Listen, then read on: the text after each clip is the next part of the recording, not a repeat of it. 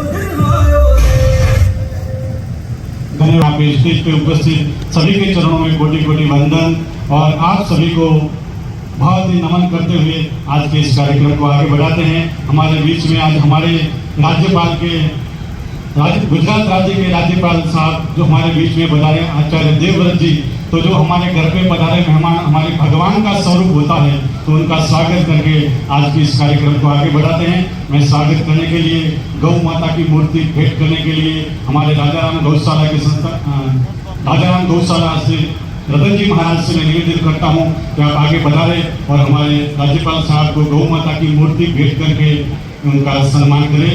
राम रतन जी महाराज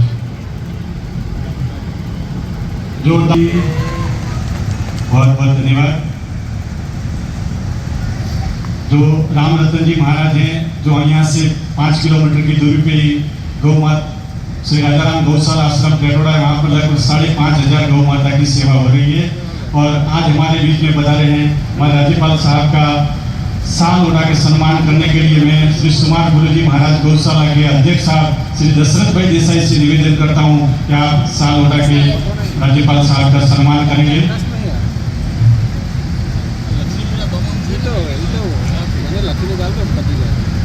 जोरदार तालियों से अभिवादन करें। हमारे पुष्प गुच्छ से सम्मान करने के लिए मैं हमारे महामंत्री साहब मांगीलाल जी से निवेदन करता हूं कि हमारे राज्यपाल साहब को पुष्प गुच्छ भेंट करके उनका सम्मान करेंगे। जोरदार तालियों से अभिवादन करें। मांगीलाल जी की भाई की भी सेवा बहुत ही अच्छी रही है, यहाँ गौशाला के महामंत्री हैं हमारे। आइए इस स्वागत के कार्यक्रम को यहीं पे विराम देते हुए आज के इस मंगलमय कार्यक्रम में स्वागत प्रवचन के लिए मैं गिरीश भाई से निवेदन करता हूं कि आप आए और स्वागत प्रवचन करके आज के इस कार्यक्रम को आगे बढ़ाएं। गिरीश भाई शाह जो हमारे समस्त महाजन के प्रमुख हैं,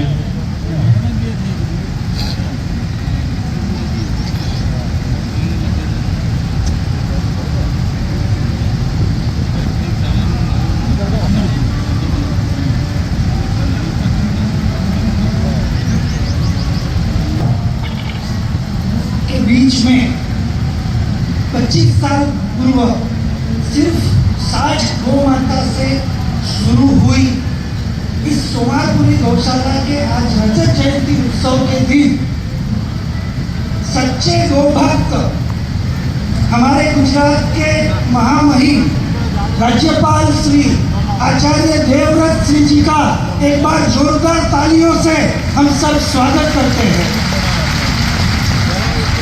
कुरुक्षेत्र की इनकी गौशाला गुरुकुल और प्राकृतिक खेती जिन्होंने नहीं देखी है उनको मैं कहना चाहता हूँ, अगली बार हरिद्वार या ऋषिकेश जाओ तो जरूर कुरुक्षेत्र जाके कुरुक्षेत्र का तीर्थ भी देखने जैसा है। जबरदस्त जो गो भक्ति, जो गो सेवा महामहिम के शुभ हस्तों से हुई है, और आज प्राकृतिक खेती को लेके जो विषय पूरे विश्व में, पूरे भारत में, और हर अच्छी चीज की शुरुआत गुजरात से होती है। प्राकृतिक खेती की शुरुआत का पूरा प्रयोग महामहिम श्री की पावन मार्गदर्शन में गुजरात से हुआ।